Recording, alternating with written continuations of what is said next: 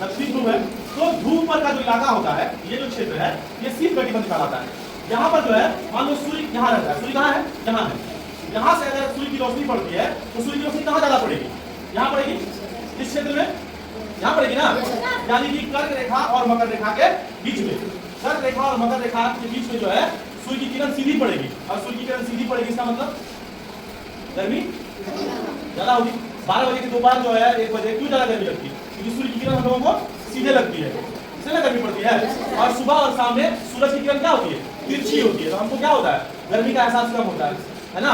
तो यहाँ ज्यादा गर्मी पड़ती है, इसलिए उष्ण कटिबंध बोलते हैं। क्या बोलते हैं, उष्ण कटिबंध। क्या कहते हैं, देखो एक रंग से रंगा हुआ है ना, ये उष्ण कटिबंध का इलाका है। और क्या कहेंगे, उष्ण कटिबंध को कहेंगे कर्क रेखा और मकर रेखा के बीच के क्षेत्र को क्या कहते हैं, उष्ण कटिबंध कहते हैं।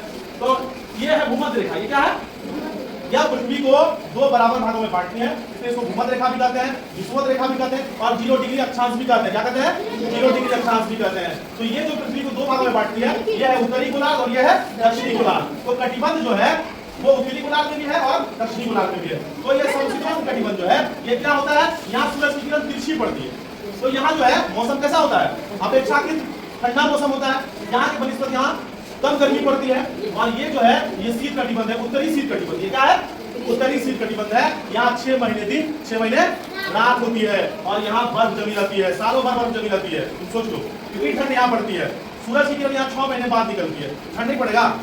और ठीक यहाँ भी जो ध्रुवीय इलाका है, ये शीत कटिबंध है, यहाँ भी ये दक्षिणी ध्रुव का शीत कटिबंध है, और ये दक्षिणी ध्रुव का दक्षिणी गोलार्ध का समशीतोष्ण कटिबंध है। उस कटिबंध को बता दिए, ये उस कटिबंध क्या है, उत्तरी गोलार्ध का, और ये उस कटिबंध दक्षिणी गोलार्ध का।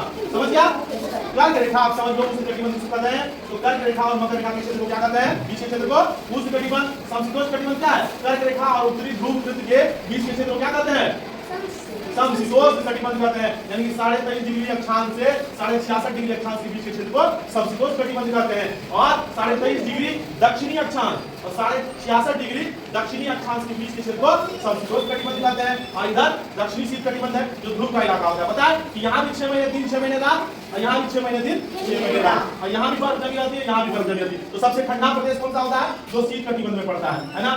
यहाँ जो है मौसम कैसा होता है, अपेक्षाकृत ठंडा होता है, ये तुमको दिख रहा है, ये वाली पट्टी जो दिख रही है, यानी कि समशीतोष्ण। और उष्ण कटिबंध है जिसमें काफी गर्मी पड़ती है, उष्ण कटिबंध में, है ना।